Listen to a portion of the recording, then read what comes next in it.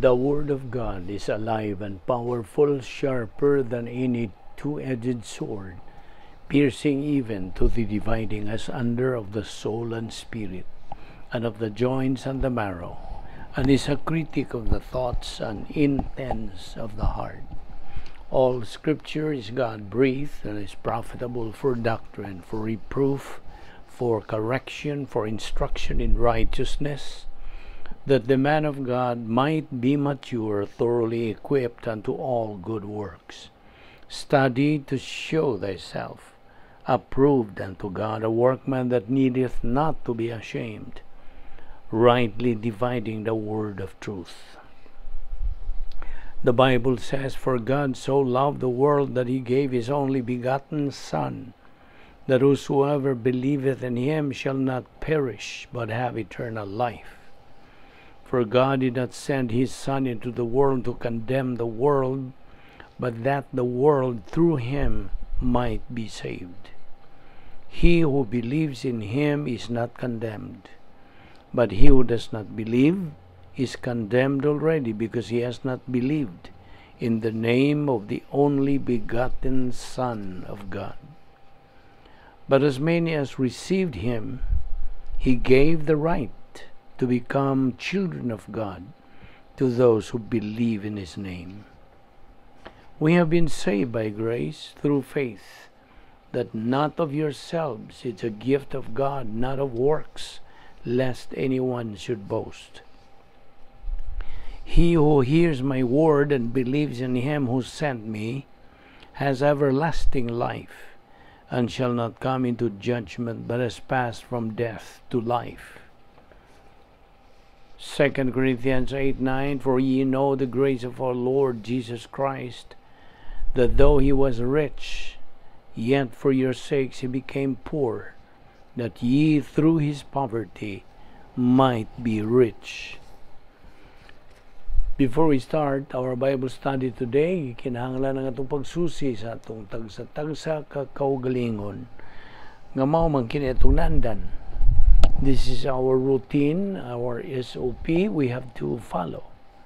So gikinahanglan ang atong susi gyud kun sa pabay mga salang na ibilin sa atong kalag, salamat sa huna, salamat sa dila, o salamat sa buhat.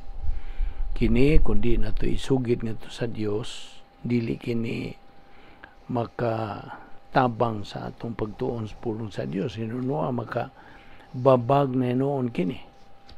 So ang Dios Espiritu Santo nga mao ibugtong magtutudlos kamatuoran, dili siya maka-function sa iyang ministry nganha kanato ngari kanato until atong gamiton ang 1 John 1:9 principle, which is the rebound technique, ang atong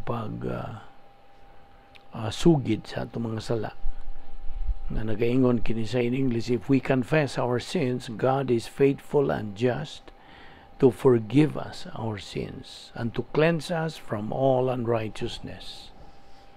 So human na tubuhata ka na, andam na sa kita sa pagpadayon, sa pagtuon sa pulong sa Dios. Now for you unbeliever, ang imong buhaton dili ang pagkumpisal o pagsugid sa mga sala, kundi ang imong paggamit sa imong kabubuton, your free will, o sa paghimo nimo labing maynong danong desisyon sa tibok mong kinabuhi. The decision to believe in Christ as your Lord and Savior. That's the most important decision you can make. Believe on the Lord Jesus Christ, and thou shalt be saved. Acts 16:31. Busa. Sa hilo magandam tas tong kaugalingon. Let us pray.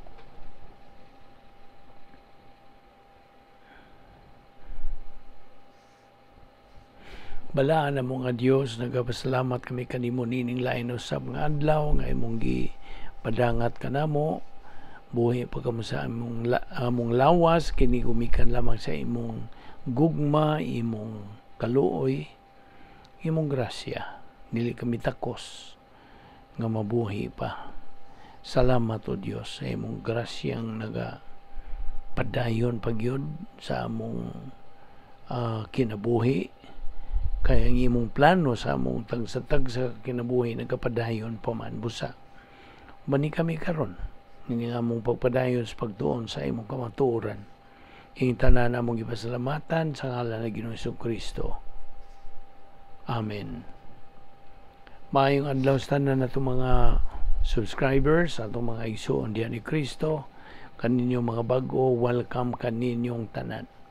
We are still on our subject matter atong tunanan nga giuluhan og the mark of a true believer in Christ.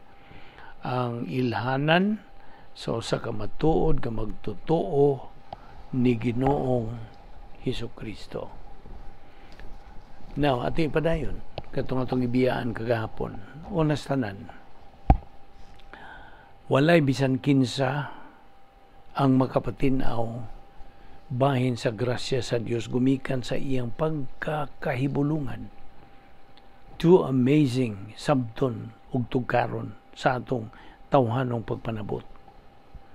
Ang ato rang mahimo mao ang pagtamod, to honor it, bisag unsa pa kamaing tao nato sa atong pagdahom sa atong kaugalingon, bisag pila pa kadaghang maing buhat ang atong nabuhat, di gyud nato maangkon ang atong katakos o pagkaangayan sa mga panalangin nga atong nadawat gikan sa Dios.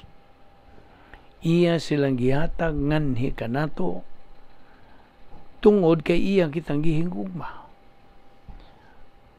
Og sanglit di man mausab ang gugma sa Dios bisag unsa kang ngil-ad ang atong pagpakasala, magpadayon gayud siya sa pagpanalangin kanato. Matud pa si kaduhang Korinto 4:15, gibuhat kining tanan alang kaninyo og sa magakadaghan ang mga tao nga makadawat sa grasya sa Dios, mulabi kadaghan ang mga pag-ampo sa pasalamat alang sa himaya sa Dios.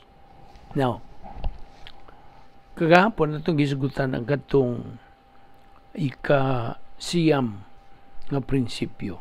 Karon adto ta si kanapulo. Ang kaluwasan, salvation, mahitabo sod lang sa usa ka gutlo. Ug niya na gutloa, hatagan kita og kinabuhing dayon. Sa higayon nga ang matang usa ka nato mo desider nga nanginahanglan kita usa ka manluluwas. O nga si Ginoong Jesucristo maoray bugtong matuod nga manluluwas. O nga siya namatay personalmente alang kanato. Yan ang higayon na sa atong pagtuo. Gidawat ta si Kristo ingon nga atong personal nga manluluwas. Ang kaluwasan mahitabo sud lang sa usa ka gutlo. In fact, 1/60th of a second. Sa diha-diha gyud sa higayon kana sa imong pagtuo at the moment of faith in Christ. Now nga nung ingon man niya na kapaspas, why is it that rapid and so quick? Tubag, tungod kay si Ginoong Jesucristo dito sa krus, mibuhat man sa tanang buhat sa kaluwasan. Wa na'y butang na'y bilin, gawas lamang sa atong pagtuo. Sabta gina.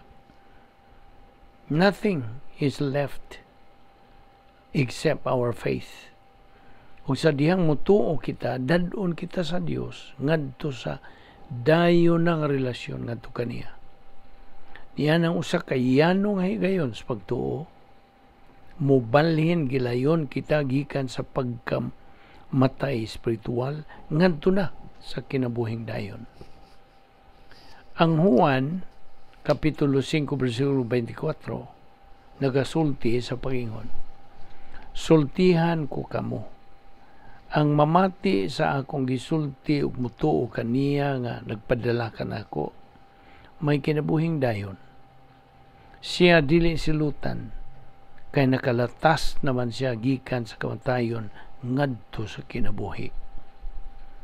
Nauhulagway alang tono, nga ang labing batid nga kusineros tibuok kalibutan mag-aandam alang kanimo og di katuohang lamian nga pagkaon.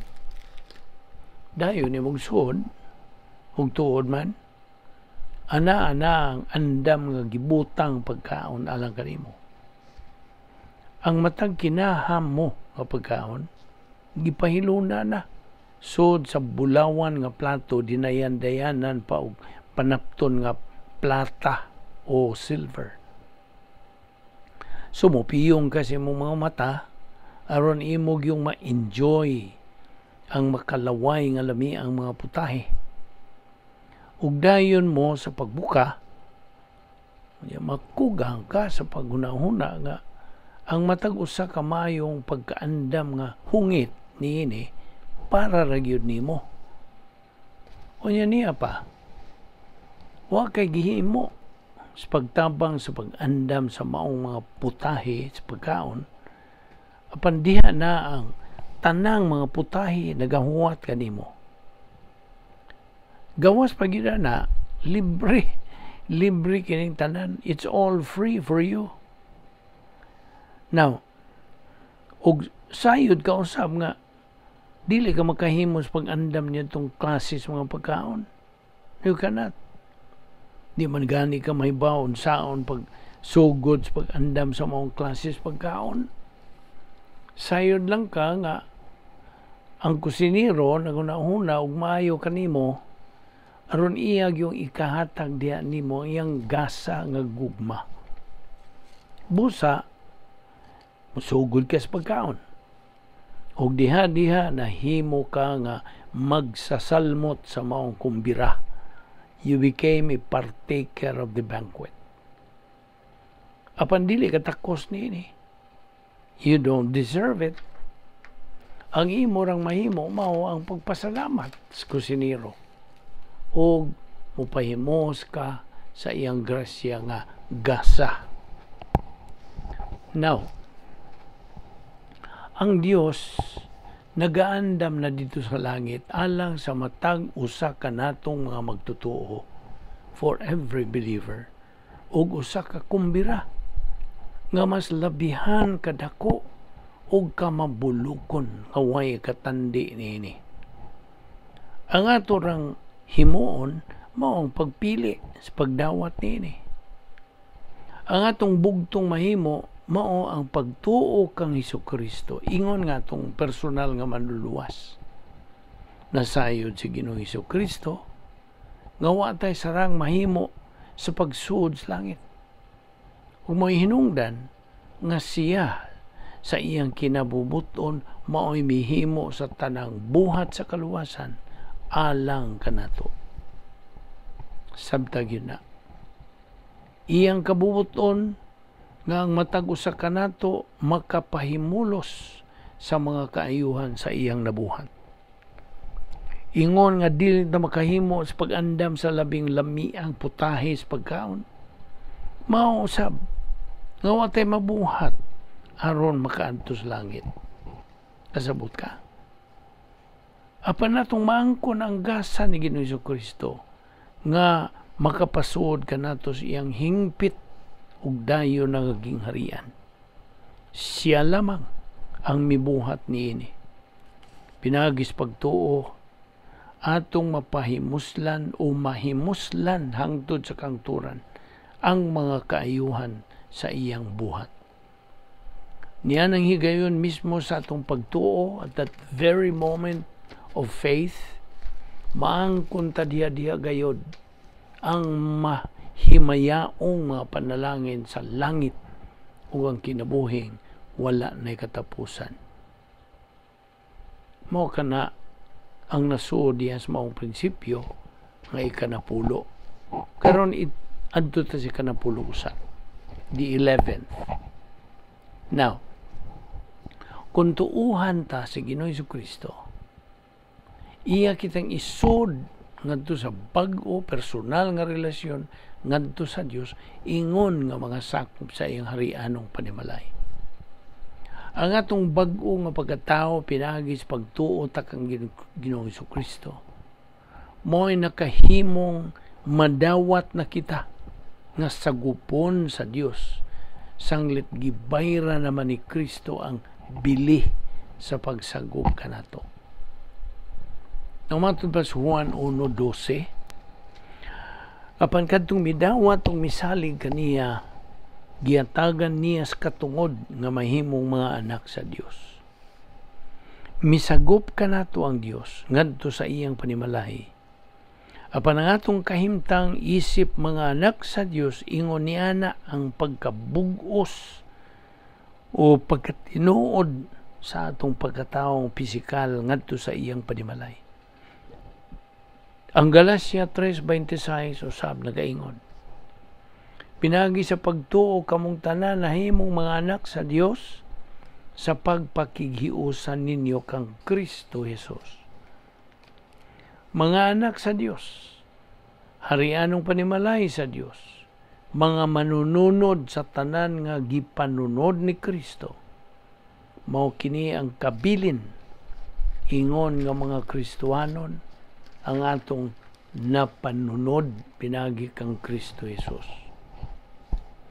Gumikan kay kita mga anak naman sa Dios, pinagi kang Kristo Jesus, atong madawat ang daghang mga panalangin dinhi pasyuta ingon man didto sa langit. Galacia 4:7 nagsulti, busa dili na kamo ulipon kundili anak na, ug tungod kay kamo iya ng anak, ang Dios maghatag kaninyo sa tanan nga anak kaniya. 1 Pedro 1:4 nagaingon, og panulundon nga dili madunot o mahugaw o mahanaw, gitaganan niya kini didto sa langit alang kaninyo. Mao ni ang hisgutan nga eternal inheritance. Okay? Ang eternal inheritance dayon na nga panulundon. So, unsay gisulti diha 1 Pedro 1:4, panulundon nga dili madunot. It will never fade away. Dili madunot o mahugaw o mahanaw. Wala. Dili kini mahanaw. O gitaganan niya kini didto pas langit alang kanatong mga magtotoo. Unya adto ta si kanapulo og duha. Bisan pa magkapila kita mahisukamod o mapakyas ingon nga mga magtotoo, even though we fail, dili nagayod matangtang ang atong kaluwasan. Dili na. Magpabilin gayud kita kanunay nga mga anak sa Dios o mga sakop sa harianong panimalay sa Dios. So, lain na sa prinsipyo atong isgutan. Dili na gayud mawa ang atong kaluwasan. Ayaw na nagkalimti. Itisok na sa imong galamhan. Isil-sil na. Sa dihang pakyaso nato ang Dios, ingon nga mga Kristohanon, tungod sa atong way paghingan sa atong mga nabuhat ng mga sala, we fail to rebound kung makadawat kitag litra nga F sa atong report card sa atong pagkamagtutuo, luwas pagyapon kita. One save, always save. Barugi na. Kaya that's covered by the doctrine of eternal security. So, wa kita mabuhat. Aron palagputon kita gikas team sa Dios.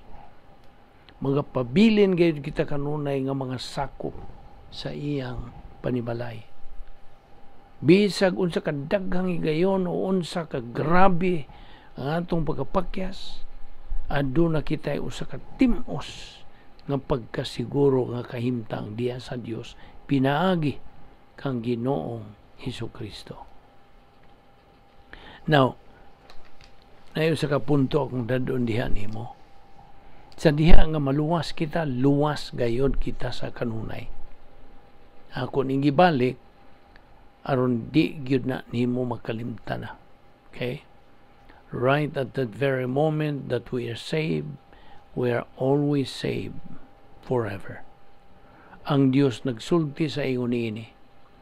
Naghatag ako kanila sa kinabuhing dayon, ug dili na gayud sila mga matay, ug walay makaagaw kanila gikan kanako. Juan 10:28. Kung buot nimong isuwat ka na sa imong notebook o sa imong iPad, buhata ka na. John chapter 10 verse 28. Now, ingon sa atong physical nga amahan, our physical father, magpabilin gayon ka na siya kanunay nga atong physical nga amahan. I mean, mga kulisgutan ang atong amahan ba, tawhanon, didis kalibutan. Bisan pa o gisagop lang kita, human kita mahimugso, ug wagan kita makakita kaha kaniya, ingon usab niya na ang atong espiritual nga amahan. Magpapilin gayon siya nga atong amahan, gikan sa gayon sa atong pagkaluwas hangtod na sa eternidad. Bisag unsa pa atong pagabuhaton, bisag ato pang ingnon nga dili kita luwas. Sabi gud nimo, ang atong kaluwasan wa man mag-agad kanato, kini nag-agad diha sa atong hingpit nga manluluwas, perfect Savior. Daghan ra ba gyud kayong mga Kristohanon ang nagapasipala gyud sa Dios tungod sa ilang pagdahom nga sila ang hinungdan nga makatangtang sa ilang kaluwasan. Sa in English pagkasulti, they think they can cause the loss of their salvation. Di ba ka na pagpasipala sa Dios? Tiyang mo na. Paminaw.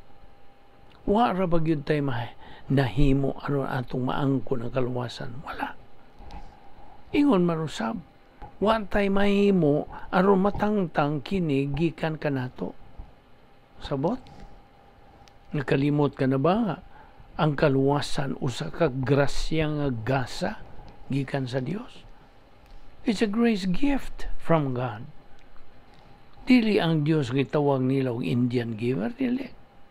Nga iyang buhion kanang iyang hinatag nga mga gasa, dili siya ingon ana. Unsay gingos pulong sa Dios diha sa Episodio 8:8-9. Kay pinaagi sa pagtuo, naluwas kamo tungod sa grasya sa Dios. Dili kini inyong buhat, kundi gasa sa Dios. Busa, walay makapasigarbo ni ini sanglit, dili man kinibunga sa inyong mga paningkamot. Na, klaro man na, tinaw kayo. Kasabot ka ba niya na? Pagkaklaro, pagkatinaw yun niya na. Dili pinagi sa atong mga binuhatan lagi. Well, naipilusupong mga tao, nga moingon o bek, kung imo hangyoon o pangayoon sa Dios nga magpaluwas ka, luwason kaniya. So kung imo pud siyang hangyoon nga biyaan kaniya, biyaan po kaniya, di ba? Ang imo rang mahimo mao ang paghangyo kaniya ug biyaan ka niya, di ba? Well, higala, paminaw gyud maayo ini. Gikasubo ko sa pangingon kanimo nga sayop ka. Hingpit, kumplito gyud kang pagkasayop. 100% kang sayop. Abi ko nimo nganong sayop ka higala. Patubago na to ang Biblia nini. Ang Dios mismo nagaingon diha sa Hebrehanon 13:5. O dili ko gayon kamo biyaan o talikdan. Nakasabot ka ba na? Apan, tingali mo yung nasang kao. Paralitag mo undang ko sa akong pagtuo. Di nagugko mo tuo. Panalitan o magduwa-duwa ko luwas, magduwa-duwa, di magduwa-duwa.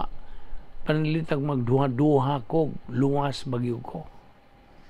Kaha makabuhat ko grabe o ngilad kayo buhat nga makaingong ko sa akong kaugalingog. Nagyo ko lagmet maluwas ini.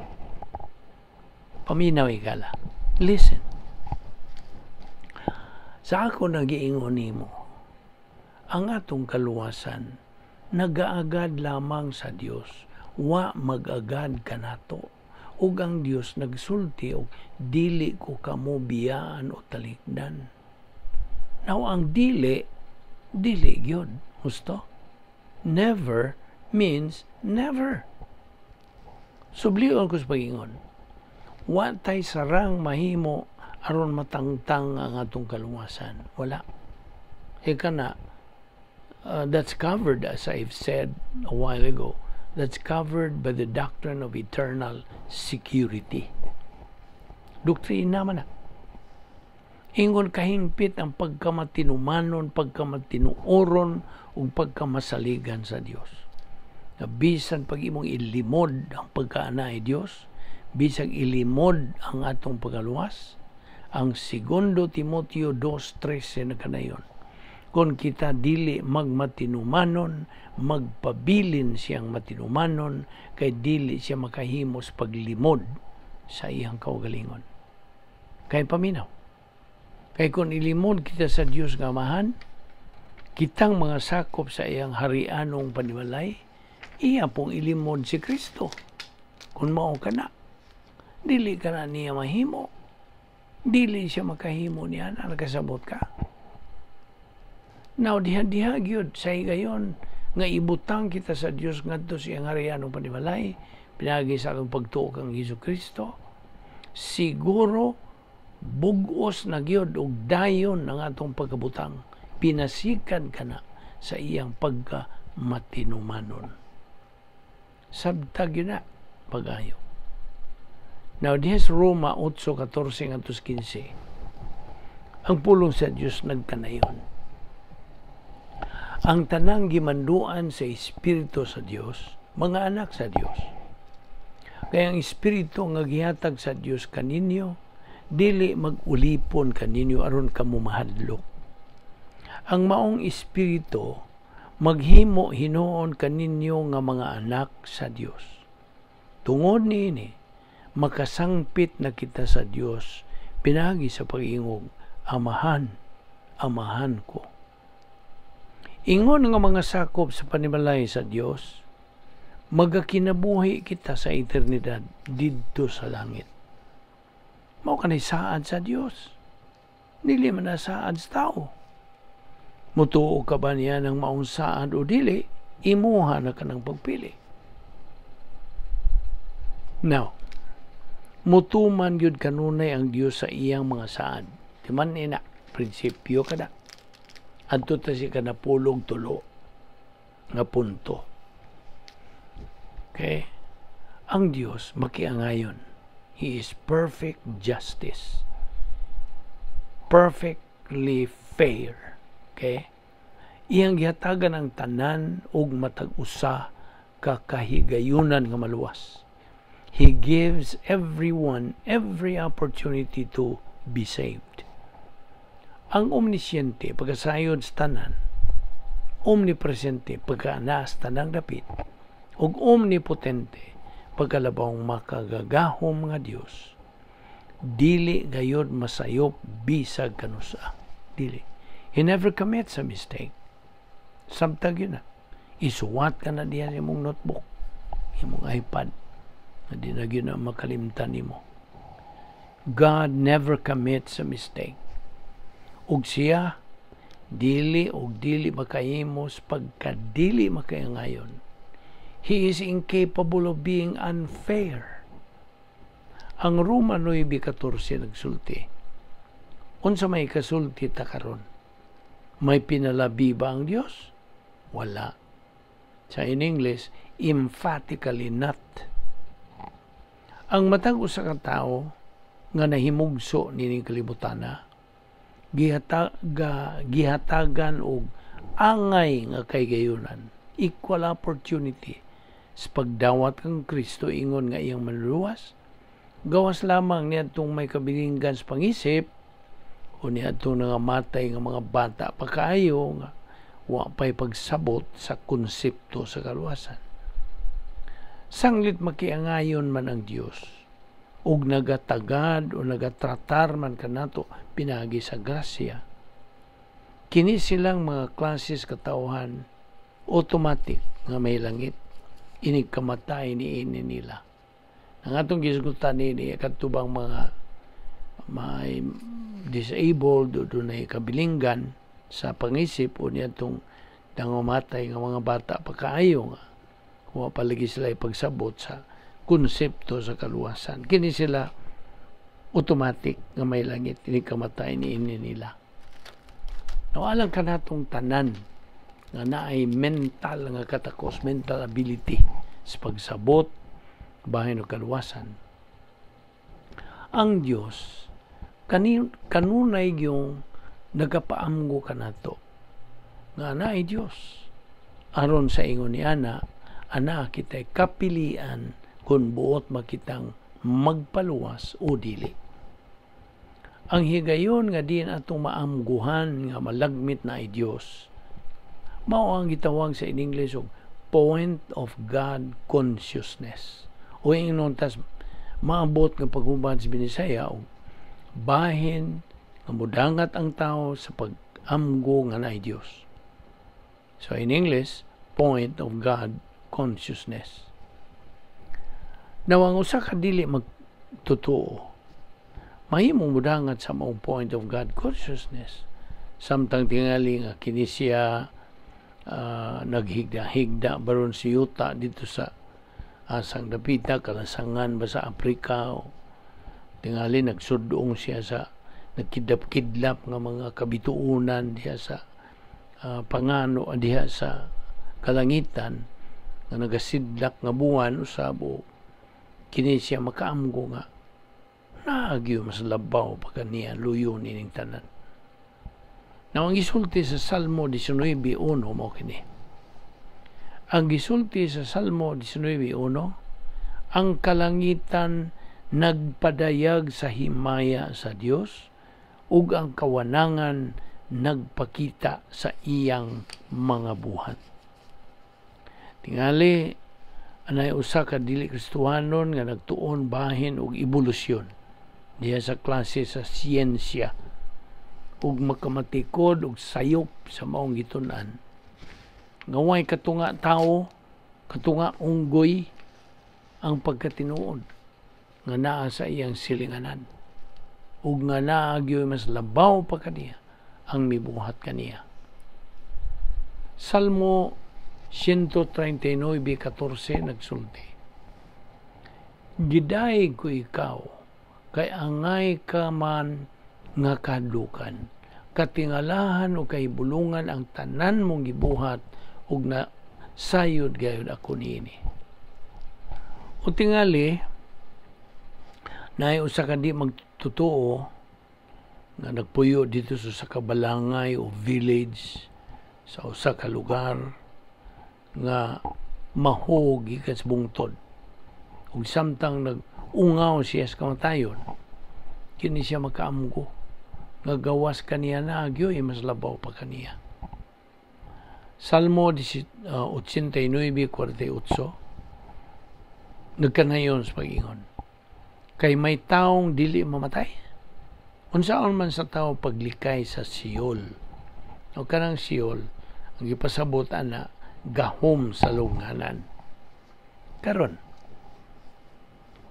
kung isalikway ta ang Dios sa giingon ta og point of God consciousness, masayran sa Dios kung ipadangat ang maayong balita sa kaluwasan nganha nganhin kanato, wa kini kapuslanan. Hinoon kung muuyon kita o magpositibo kita ngadto sa Dios, kung buot kitang makaila pagdugang bahin kaniya, sigurohon gyud sa Dios nga ipadangat nga ri kanato ang maayong balita sa kaluwasan ug ipadaya gayon kini nganhi kanato ug sa atong kaugalingong pinulungan aron ato yung masabtan kini sa tataw. Bisan gani kadtong mga lumulupyo sa kinabukiran, kinapungkayan, kinalayuan lagi yung mga kalasangan, gihatagan kini sila angay nga kaygyunan, equal opportunity nga makaila sa Dios ug bahin sa paagi sa pagkaluwas. Paminaw. Listen to this. Kabubuton sa Dios nga ang tanang tao magkinabuhi sa eternidad uban kaniya dito sa langit. Ana-ana sa 2 Peter 3:9. Isulti ka na diha. Tinaw kayo ang nag-ingon. Dili buot sa Dios nga naay malaglag kundili ang tanan unta magahinulsol. Ang ipasabot, ang tanan unta maluwas. Buot sa Dios nga mga dili Kristohanon magausab sa ilang mga una-una. Mo kanay buot ipasabot sa paghinulsol. To repent sa in English. Bahin sa pagtuo kang Kristo ingon nga manluluwas. Busa, ang Dios mapailubon sa paghukom sa ilang way pagkamatinuohon, unbelief.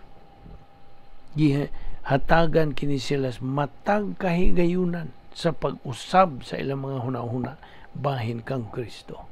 To change their attitude. Hinoon ilaha na ang pagpili. Sanglit na man sila ikaw galingong kabubuton. Ang Dios mauman ang mihimos sa buhat sa kaluwasan alang sa tanan. Apan ang gasa sa kaluwasan ato lamang maangkon kung ato kining dawaton. Sabot? Okay. Anto ta si kaduhang bahin ang plano sa Dios alang kanimo. Now, sa di ka pa musugod sa pagtuon bahin sa kinabuhing Kristohanon, kinahanglan makasabot ka sa usa ka mahinungdanong pulong in English nga protocol. Protocol. Unas tanan, ang kahulugan sa pulong nga protocol mao kini. Paminaw. Ang pagbuhat sa hustong butang sa hustong paagi. Doing the right thing in the right way. Ang Dios naay usa ka mabulukong paagi sa pagkinabuhi sa espiritualong pagkinabuhi nga gitawag og protocol nga plano sa Dios. Ato naman ning gisgutan, di ba? Kaninyong nagsunod na gyud na kahisgot kita bahin ining protocol nga plano sa Dios. Ato lang unang itandi ang protocol nga plano sa Dios sa usa ka team.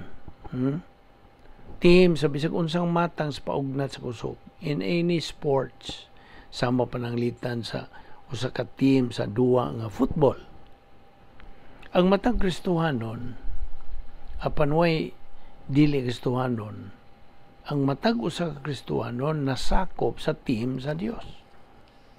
Hinoon kadto lamang mga pipila ka Kristohanon ang angayang makasalmot sa pagduwa. Sa mga pananglit sa mga Kristohanon kinsa nagtuman sa mando sa Dios pagtubo espiritual, pinagi sa grasya, ug ang paagi sa paghibalo gikan sa atong Ginoong manluluwas nga si Ginoong Jesucristo. Segundo Pedro 3:18. Mga Kristohanon nga nagmalahutayon og nagmasubayon consistently sa pagtuon sa pulong sa Dios ubos sa ministry sa usa ka pastor magtutudlo kinsa nagatudlo gikan sa orihinal nga mga pinulungan. Kadto lamang mga Kristohanon nga nagapadayon sa pagpakigambitay sa Dios pinagi sa ilang paggamit sa paagi sa pagpauntol balik sa sod sa dapit nga may gahom sa Dios, divine dynasty. Ang 1 Juan 1:9 unsa man ni rebound technique, ang paghingalan, sugid sa atong mga sala ngadto sa Dios nga amahan. Di man na rebound. Nang matud pa diya si piso 6 11 ngadto 17. Paminaw, mo kini ang gisulti diha. Isulob ninyo ang tanang kahimanan sa gubat nga gihatag sa Dios kaninyo aron makasukol kamo batok sa mga pagpanglimbong sa yawa. Kaya wala kita makig-away batok sa dugo ug unod, kundili batok sa mga daotang espirituhanong gahom diha sa kalangitan, sa mga pangulo, sa mga anaa sa gahom, ug sa mga daotang gahom nga nagmando nining kalibutan sa kangit-ngit. Busa, dada ang tanang kahimanan sa gubat nga gikan sa Dios. Ug inigabot unya sa daotang adlaw, makasukol kamo sa inyong kaaway sa walay pagsibok o pag-undang hangtod sa katapusan. Busa pangandam kamo, gamita ang kamatuoran ingon nga bakos, ang pagkamatarong ingon nga salipod sa inyong dughan, ug ang kadasig sa pagsangyaw sa mayong balita, sa pakigdait ingon nga inyong sapatos. Dada kanunay ang inyong taming, nga mao ang inyong pagtuo kay pinaagi niini makapalong kamo sa tanang nagsiga nga ipana kaninyo sa yawa.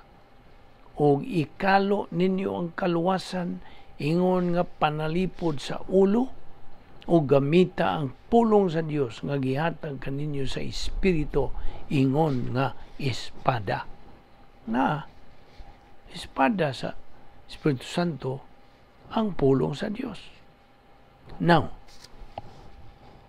ang mga Kristiyanon nga wala magsulob sa tibuok nga taming sa Dios, whole armor of God, manglingkod lamang kini sila sa hinagdang lingkuranan, blitzers ba?